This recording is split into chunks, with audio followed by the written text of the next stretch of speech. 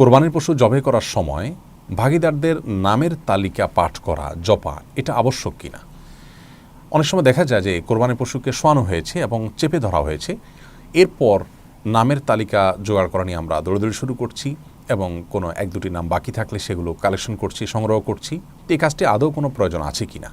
এর উত্তর হলো যে কোরবানি বিশুদ্ধ হওয়ার জন্য যাদের পক্ষ থেকে কোরবানি করছেন তাদের নাম তালিকা ধরে পাঠ করা বা জপা এটি আবশ্যক বা জরুরি কোনো কাজ নয়, তবে এটি মুস্তাহাব, করাটা উত্তম।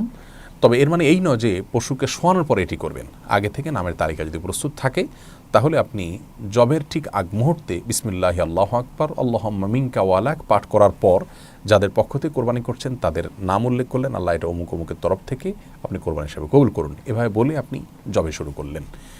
তো এর মাধ্যমে আমাদের কোরবানি বিশুদ্ধ হয়ে যাবে। কিন্তু তালিকা যদি আগে থেকে প্রস্তুত না থাকে তাহলে আজমালিভাবে আপনি বলতে পারেন আল্লাহ এটি যারা কোরবানি নিয়ত করেছেন তাদের সবার তরফ থেকে আপনি কবুল করে নিন। এর মাধ্যমেও আপনার কোরবানি আদায় হয়ে যাবে।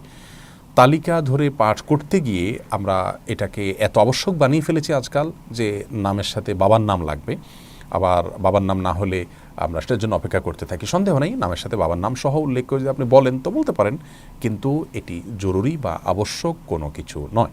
রাসূল আকরাম সাল্লাল্লাহু আলাইহি সাল্লাম কোরবানি করার সময় বলেছেন বিসমিল্লাহ আল্লাহু আকবার আল্লাহুম্মা মিনকা ওয়ালাক, এরপরে বলেছেন আল্লাহুম্মা তাকাব্বাল মিন মুহাম্মদ ওয়া মিন আলি মুহাম্মদ ওয়া মিন উম্মতি মুহাম্মদ। যার অর্থ হলো আল্লাহ এই পশুকে আপনি মুহাম্মদ, তার পরিবার এবং তার উম্মতের তরফ থেকে কবুল করে নিন, এটি বলে তিনি চুরিচালনা শুরু করেছেন।